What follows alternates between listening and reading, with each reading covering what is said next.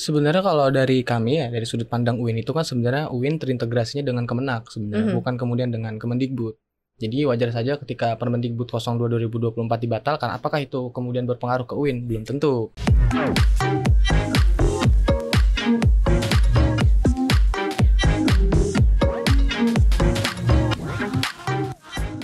Hai Sobat Cuan, apa kabar? Selamat datang di podcast Cuap Cuap Cuan. Semoga Sobat Cuan selalu dalam kondisi yang happy, bahagia, gembira, cuan, dan pokoknya semua yang happy-happy ya Sobat Cuan ya. Walaupun di kondisi saat ini tidak semua memang mudah dijalani, tapi mudah-mudahan Sobat Cuan selalu happy ya. Kembali lagi, kita ketemu lagi nih Sobat Cuan bareng Maria Katarina di Koneksi Konten Ekonomi Seksi. Wes, aku ada narasumber nih spesial nih Sobat Cuan. Ya, aku tidak ditemani oleh geng aku yang biasanya rame di sini. Tapi yang ini spesial banget buat kasih obrolan yang sangat berbobot buat Sobat Cuan. Ya, ada Bang Indra Karismiaji di sini. Apa kabar Bang Indra? Alhamdulillah baik. Jadi kalau beberapa kali di TV-TV swasta lagi warawiri wajah beliau ini ya. Karena memang topik yang lagi diperbincangkan ini memang seputar dunia pendidikan ini ya. Pas banget sama Bang Indra. Dan juga ada Mas Idan di sini dari Ketua BEM UIN ya. Ketua BEM UIN. Apa kabar? Ini beberapa kali juga kamu tercapture di kamera-kamera wartawan ya. Seperti itu sepertinya. Mulai dicari-cari kayaknya. Apa kabar, gengs? Baik-baik ya, sehat-sehat ya. Baik, terima kasih. Setelah ini Bang, setelah bercuap-cuap juga di media sosial soal masalah UKT ada ini nggak sih? Ada respon, tanggapan, reaksi gimana gitu nggak sih? Tuh kan dibatalkan. Baru saja Mendikbud kita dan juga pertama kalinya mau di doorstop sama wartawan selama 5 tahun menjabat karena itu di istana, dan beliau mengatakan kenaikan UKT itu dibatalkan. Happy ya. Jadi kayak selama ini kita menyuarakan banyak hal itu akhirnya ada hasilnya ya. Tapi di negara ini kan memang no viral no justice. Jadi harus viral dulu baru didengerin. Bener-bener. Tapi behind on that, Bang Indra sendiri membaca nggak sih kenapa kok tiba-tiba mereka atau mungkin dari sisi kepemerintahan sendiri mengkaji itu tiba-tiba ada lah ajuan UKT ini dan naikin 300-500% gitu. Ngebaca nggak sih sebenarnya apa sih goalsnya gitu? Ya, respon masyarakat sendiri kan juga betul-betul ini ya. Dan yang paling ditakutkan kalau mahasiswa bergerak nih. Mahasiswa bergerak 98 bisa terulang lagi, 66 bisa terulang lagi kalau benar-benar mahasiswa bergerak. Karena ini sekarang yang betul-betul terasa adalah banyak sekali anak Indonesia yang nggak mungkin kuliah. Karena kita nggak bicara anak miskin ya. Anak miskin ada KIP kuliah. Tapi justru yang paling sulit itu justru yang berpenghasilan menengah. Gitu. Kamaria kan tahu income per kapita orang Indonesia kan 75 juta. Benar. Ya kan? Itu kan berarti yang paling tengah tuh. Betul. Sekarang gimana caranya orang berpenghasilan 75 juta, suruh bayar IP 75 juta juga, kan berarti harus puasa setahun. Itu kalau cuma punya satu anak, ya kan? Itu baru IP-nya doang, belum UKT-nya nih, kan gitu. Kalau Kamaria ngasih tahu suruh nabung, mau nabung berapa? 6.250.000 per bulan, katakanlah bisa nabung 1 juta. Butuh 75 bulan tuh buat dapetin 75 juta. Kan udah nggak mungkin lagi. Sedangkan biaya inflasi pendidikan aja setiap tahun tanpa harus dihitung naiknya UKT yang sekian ratus persen juga udah nggak ngejar tuh biasanya Bang. Kalau misalnya pakai perhitung-hitungan sehat dan normal ya. Apalagi ditambah kenaikan harga beras, kenaikan harga listrik dan lain sebagainya. Artinya berat lah buat rakyat Indonesia untuk bisa membiayai biaya-biaya tersebut. Di sini ada Mas Idan, kamu juga juga ikutlah bersuara gitu ya. Happy dong berarti ya denger dibatalkan ini berarti ya si UKT ini ya. Sebenarnya kalau dari kami ya, dari sudut pandang UIN itu kan sebenarnya UIN terintegrasinya dengan Kemenak sebenarnya, bukan kemudian dengan Kemendikbud. Jadi wajar saja ketika Permendikbud 02 2024 dibatalkan, apakah itu kemudian berpengaruh ke UIN? Belum tentu. Karena gitu. Karena malah naik lagi. Karena kalau UIN itu, jadi lingkupnya itu kan PTKIN, Perguruan Tinggi Islam Negeri. Nah, jadi kita itu merujuknya ke KMA 368. Jadi kalaupun memang Permendikbud 02 itu 2024 dibatalkan, maka yang harus dibatalkan untuk menyelamatkan teman-teman Universitas Islam Negeri itu adalah 368-nya KMA itu. Jadi memang fokus kita adalah di sana. Nah, terkait UKT ini sebenarnya APBN itu kan ramai ya di media itu kan dia mencapai 20,5%. Hanya saja untuk pendidikan itu hanya diarsir jadi 1,6%, dan itu harus melalui universitas kan. Cuma permasalahannya di sini adalah karena kenaikan inflasi yang katanya, tapi kampus-kampus ini dipaksa dan didorong terus untuk kemudian melakukan otonomisasi, kemudian desentralisasi. Jadi kampus-kampus ini difokuskan untuk kemudian berbisnis, mempersiapkan dirinya itu menjadi PTNBH. Sebenarnya PTNBH itu bagus atau tidak bagus sebenarnya? Akan tetapi bagus buat si kampus, buat mereka. Buat si kampus. Betul. Tapi kapan itu diperlukan gitu? Yes. Kita lihat bahwa hari ini banyak kemudian kementerian itu dia mencoba untuk menyerahkan tanggung jawab untuk mendidik anak bangsa kepada kampus-kampus yang nantinya akan mengalami swastanisasi. Saya kira seperti itu. Padahal jelas adalah kampus negeri gitu ya. Yes. Jelas sekali yang dimana dulu zaman dulu aku rebutan apa namanya. Kapan tuh zaman itu? Zaman itu baru sih Bang. Gak jauh dahulu kala. Artinya maksudnya ketika kita pengen banget jadi mahasiswa negeri itu kan perjuangannya luar biasa gitu. Karena kita mindset di otak kita tuh uang kuliahnya lebih murah. Udah UKT apa masih SPP? Masih UKT deh kayaknya. Udah UKT. Udah UKT. Ya berarti jadi, masih deket-deket. Kalau aku masih masih SPP dulu. Tapi intinya adalah berarti kita nggak bisa lagi bermindset begitu ya kalau sekarang ya yang kamu alami. Aku kira bahwa hari ini pendidikan tinggi itu hanya difokuskan untuk mereka-mereka yang lahir dari rahim pejabat ya tentu saja, karena hari ini pendidikan itu lebih menguntungkan bagi mereka yang lahir dari rahim pejabat, kemudian dia nggak menguntungkan bagi kami yang lahir dari rakyat yang terdampak. Itu bisa kita lihat kemudian ketika adanya kenaikan UKT ini. Eskalasi UKT ini memang dari tahun ke tahun ya, itu pasti naik. Gitu. Berapa persen biasanya kamu ngalamin kenaikan? Oh, di bawah 10%. Cuma hari ini kita tuh lihat di UIN banyak teman-temanku juga dari presma-presma di UIN tentunya itu hari itu mencapai angka 27%. Jadi memang ini udah tidak merangkak, akan tetapi udah meloncat ya. Apalagi memang kalau misalnya kemudian inflasi ini terjadi inflasi, seharusnya dana APBN itu dinaikkan untuk pendidikan. Kalau misalnya memang bagian pendidikan ini dipandang sebagai struktur evidensial untuk keberlanjutan. Kita ini sebenarnya bukan untuk kemudian iri ya dengan mahasiswa. Apalagi kan kalau misalnya di kampus-kampus PTN itu kan banyak mahasiswa lamanya juga dinaikkan harganya kan. Nah kalau di UIN jadi kalau yang dibilang enggak lama enggak kena, cuman yang baru-baru aja itu enggak ya, bahwa yang lama juga nanggung itu. Itu ya, jadi ada yang kena juga. Jadi ada tuh dari salah satu universitas tuh dia di vokasinya juga dinaikkan untuk mahasiswa lamanya. Tapi kalau di tataran UIN itu, di tataran Kemenak itu yang dinaikkan adalah mahasiswa baru. Nah saya itu kemudian ikut menyuarakan, bukan kemudian saya ini iri gitu. Dalam artian tuh saya menyampaikan bentuk iba, akan tetapi peduli sebenarnya untuk keberlangsungan bangsa ini, perkembangan bangsa ini gitu. Katanya kan Indonesia ini menuju Indonesia emas di 2045 ya. Saya kira dengan apa yang kemudian pemerintah lakukan hari ini itu sangat tidak mencemirkan bahwa kita ingin melaju ke Indonesia emas itu. Setuju sih, yang ada Indonesia cemas ya. Yes. Di posisi dan lemas. Tapi gimana sih Bang ngelihat bahwa sistem pendidikan Indonesia nggak tahu ya, ini kita boleh agak sedikit mungkin menyoroti juga gitu ya tentang fokus pemerintah untuk menuju ke Indonesia emas, tapi kok fasilitasi misalnya permudah kuliah dengan biaya yang affordable dalam tanda kutip aja tuh nggak, susah gitu, sangat-sangat susah. Apakah kemudian pendidikan ini hanya diperuntukkan buat orang-orang yang memang berduit aja gitu? Jadi harus punya duit yang banyak untuk lo bisa sampai masuk ke pendidikan tinggi.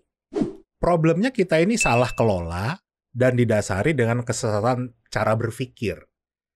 Sepertinya hanya di Indonesia yang punya konsep sistem pendidikan itu dikelola dengan mekanisme pasar.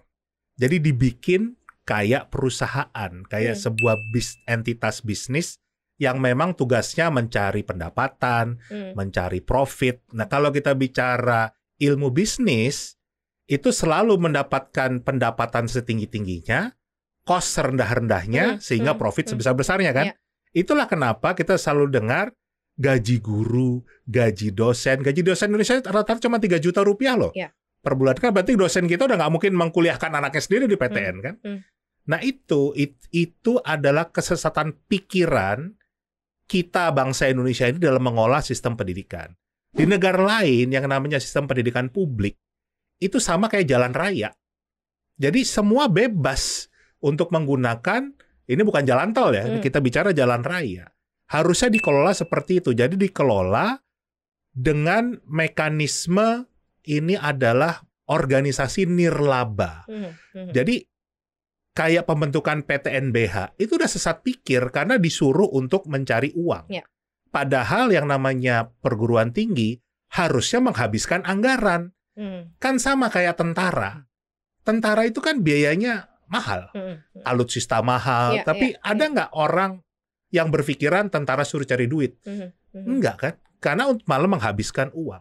Sama pendidikan itu harusnya seperti itu. Nah kalau kita sekarang dikelola dengan cara mekanisme pasar, disuruh nyari uang, lihat deh, sekolah-sekolah kita, kampus-kampus kita, itu sekarang berubah menjadi marketplace. Iya, benar. Jualan buku lah, jualan seragam lah, jualan study tour yang bulan lalu berujung maut kan gitu, jualan wisuda lah, itu semua serba jualan. Sama di kampus juga seperti itu.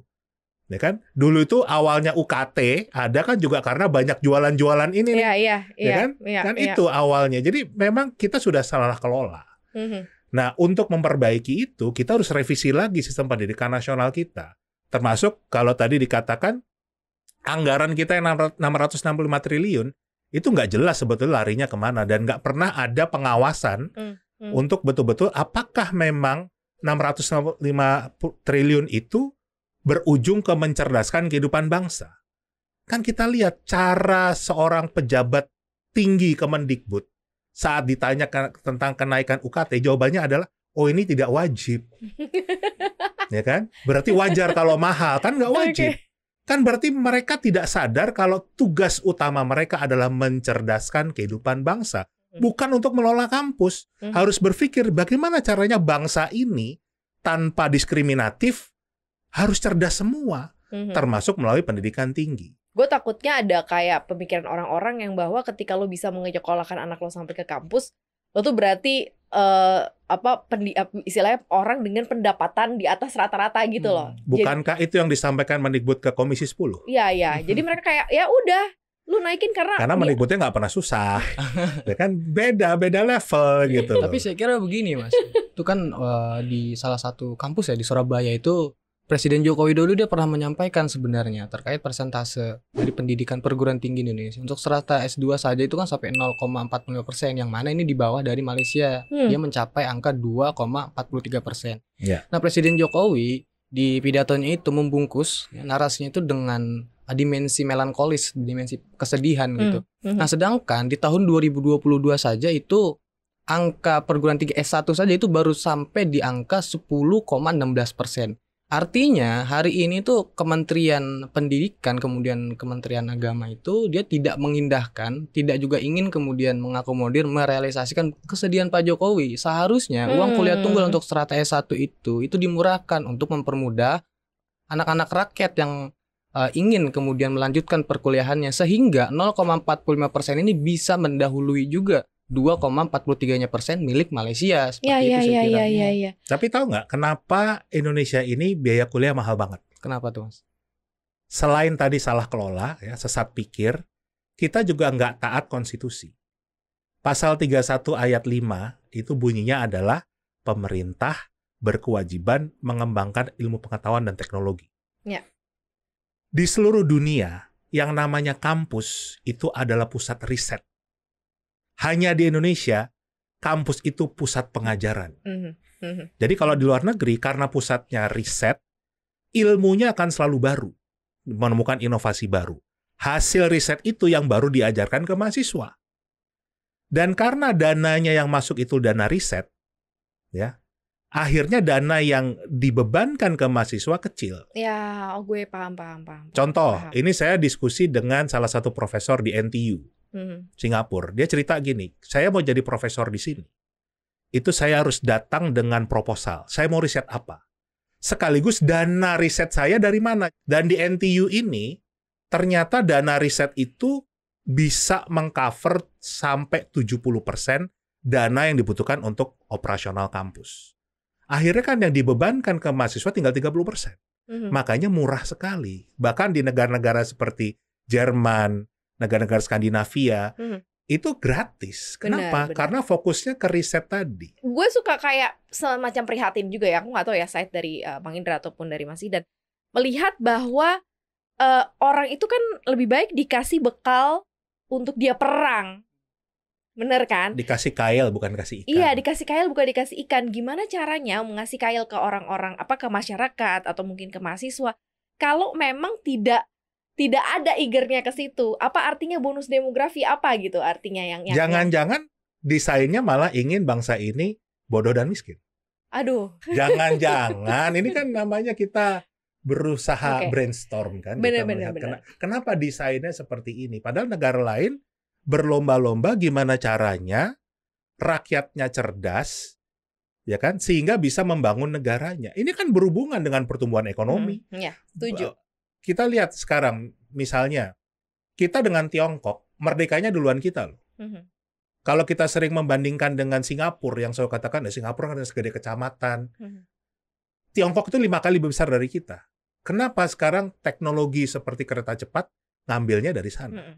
Kenapa sekarang teknologi smelter, istilahnya Pak Jokowi tadi hilirisasi kan gitu, ngambilnya dari Tiongkok juga. Kenapa negara yang merdekanya duluan lebih lama dari kita duluan, dengan size yang lebih besar, jauh lebih maju? Karena memang mereka investasinya melihat pendidikan dikelola sebagai investasi, bukan sebagai entitas bisnis. Jadi memang pendidikan itu mahal. Tapi kebodohan jauh lebih mahal. Ya, benar. Nah, sekarang kamu concernnya apa nih dengan apa kamu tadi bilang kan di UIN belum tentu gitu ya, walaupun ini sudah dibatalkan gitu. Sekarang teman-teman seperti apa gitu? Apalagi kamu ada nggak sih case-case ketemu yang memang akhirnya nggak bisa lanjut lagi kuliahnya atau nggak bisa lagi nyelesain kuliahnya gitu kan? Atau nggak jadi kuliah gitu karena memang tiba-tiba dibebankan UKT yang tinggi. Iya, memang permasalahan UKT ini kan cukup merebak yang udah menjadi problematika secara general gitu kan. Apalagi berbicara perihal UKT ini, ketika tadi ditanya ada case-case nggak kemudian ada mahasiswa baru yang kemudian menarik dirinya, itu ada aja ditemukan gitu. Bahkan nggak cuma terjadi di UIN, bahkan di universitas-universitas PTN pun juga ada. Makanya saya di sini sebenarnya juga berharap pada Menteri Keagamaan itu, Menteri Agama itu untuk kemudian melihat atau mencontoh lah setidaknya itu Kemendikbud sehingga membatalkan KMA 368 ini karena memang itu sangat amat meresahkan ya. Gitu. Apalagi di salah satu pidatonya Gus Yakut itu Gusmen itu dia menyebutkan bahwa dia ingin memerdekakan pendidikan kemudian ingin memanusiakan manusia seperti itu kan. Cuma dengan kenaikan UKT ini menurut saya tuh jauh dari kata memanusiakan manusia pada akhirnya seperti itu. Dan kita dari teman-teman UIN itu juga sangat bersepakat ketika KMA 368 ini dibatalkan. Beberapa rektorat kan juga malah memberikan solusi untuk mereka yang nggak bisa bayar UKT. Pakai pinjol. Ya jangan, itu kan udah pernah dibahas juga kemarin tuh ada satu kampus makanya juga. Negara ini malah lagi sakit kan gitu loh. Aduh, yang ada kuliah yang belum selesai, sudah selesai, utangnya masih belum kelar dibayar. Di gitu. USU ini ada beritanya, ada orang tua yang harus menggunakan 20 pinjol untuk bisa bayar IP. 20 pinjol. Anaknya bisa kuliah tapi kita nggak tahu tuh nasibnya untuk melunasi. Untuk sehari-harinya dia beban 20 pinjol itu yang bunganya nggak tahu sehari berapa persen itu kali ini kan justru malah mencekik, bukan menyelesaikan masalah, malah menambah masalah. Iya, itu juga kemarin juga sempat kita bahas juga tuh gitu ya. Jangan sampai ada yang begitu karena itu sangat meresahkan gitu. Malah direkomendasi kan sakit gitu. Pusing Bang, beneran serius. Saya yang duduk di sini tiap ini aja pusing gitu. Tapi Bang Indra setelah ini dibatalkan gitu ya. You guarantee ini nggak akan jadi sesuatu yang kemudian nanti ya secara tiba-tiba. Saya sangat berharap di kepemimpinan Pak Prabowo untuk memang beliau akan punya komitmen untuk membenahi sistem pendidikan nasional kita. Minimal itu kita patuhlah pada konstitusi. Jadi termasuk yang dibahas adik kita ini kan, dia bicara tentang kampus yang dikelola oleh Kementerian Agama. Padahal pasal 31 ayat 3 Undang-Undang Dasar 1945 mengatakan pemerintah itu mengupayakan satu sistem pendidikan nasional. Ini aja udah 2 sistem nih, ya kan? Belum lagi yang sekolah-sekolah itu yang di bawah Pemda, itu kan udah komisi 2 yang mitranya. Jadi sebetulnya kita tidak taat konstitusi.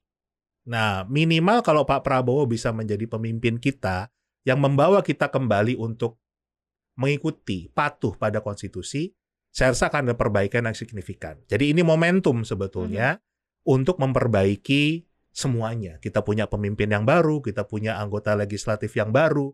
Nah, kita jadikan, makanya kita berharap ya teman-teman di CNBC juga turut menyuarakan kalau kita butuh perbaikan nih. Karena di bisnis pun akan berimbas. Ya. Bagaimana sumber daya manusia kita, ya sudah dilaporkan kemarin juga muncul berita di CNBC kan, 9,9 juta Gen Z itu kuliah enggak, kerja enggak, training apa enggak, gitu ya. ngapain? Maunya apa gitu ya. Kan beritanya bunyinya gitu. Iya. Gitu. Itu sesuatu yang terjadi tapi memang cukup dilematis gitu karena memang banyak kendala-kendala seperti ini gitu ya di Apa dilemanya? Di eranya Mas Idan di tengah kondisi UKT-nya, terus kemudian juga kita masih harus berjuang fight yang lulus-lulus aja itu belum tentu terserap tenaga kerja gitu loh. Terserap di lapangan kerja gitu, apalagi yang mereka yang harus berhenti gitu, yang mereka harus banting setir. Sementara kan pemerintah kita punya concerns, kita harus kerja di formal sectors gitu ya. Tapi kan itu cita-cita belaka yang memang harus diwujudkan lah gitu kalau misalnya pemerintah kepengen yang seperti itu gitu semuanya. Ya makanya kita kan mempertanyakan lagi komitmen pemerintah itu sebetulnya memang betul-betul ingin membuat bangsa ini mandiri. Mandiri itu berarti memang betul-betul manusianya dicerdaskan, manusianya itu dibuat untuk bisa memenuhi kebutuhannya sendiri, bukan bergantung pada negara lain. Atau justru memang desainnya justru dibikin bergantung. Kan itu yang kita harus analisa secara jujur, dan rakyat juga harus bersuara, teman-teman di media juga harus terus menggaungkan supaya kita mengembalikan kewarasan bernegara lah. Ini kan kita sakit, kita nggak waras nih sekarang ini. Tapi memang karena bantuan dari media sosial, terus teman-teman banyak yang speak up, semuanya banyak yang ngomong, akhirnya ini bisa tersampaikan langsung gitu loh ke para elit-elit untuk bisa memikirkan kembali mau seperti apa sih nanti generasi ke depan yang pengen dihadirkan untuk membangun bangsa dan negara ini. Gitu ya. Jadi kita ngobrolin ini sebenarnya ya sebagai wujud kita fight gitu ya, kita fight juga untuk teman-teman muda yang pasti ke depannya ini akan jadi eranya Idan dan teman-teman gitu ya. Kalau kita yang udah 30 up sih mungkin ya udahlah ya gitu. Kita jalanin gitu ya, be professional, tapi kamu yang masih early 20 gitu. Masih punya banyak hal yang bisa kamu lakukan gitu untuk bangsa dan negara ini. Thank you banget ya. Dengan banyaknya tenaga kerja asing yang masuk ke Indonesia itu kan juga salah satu indikator. Kalau memang ternyata tenaga kerja kita memang tidak disiapkan kan untuk bahkan mengelola hasil alam kita sendiri. Nah, itu indikator-indikator yang sebetulnya negara harus hadir. Setuju. Kan nggak bisa ini tadi dilempar ke mekanisme pasar. Ya udah terserah yang punya duit silakan kuliah. Yang nggak punya duit ya terima bansos aja lah kan gitu. Jadi saya kira juga karena memang ruang pekerjaan ini sempit, jadi itu memperpanjang antrian ya para fresh graduate gitu kan. Justru bukan lapangan pekerjaan yang diperluas, malah antrian yang dipotong dengan menaikkan UKT itu. Itu sedikit bahaya. Udah, Bang Idan, thank you so much udah datang di podcast Cuap-Cuap-Cuan. Makasih banget ya Mas Idan. Thank you banget. Terima kasih udah berbagi dan sharing. Jangan lupa dengerin konten podcast kita lainnya di aplikasi Google Podcast, Apple, Spotify, Anchor. Follow akun Instagram kita di @cuap_cuan dan subscribe YouTube channel kita di Cuap-Cuap-Cuan. Like, share dan juga komen. Thank you banget Maria, Mas Indra juga Mas Idan pamit. Bye bye.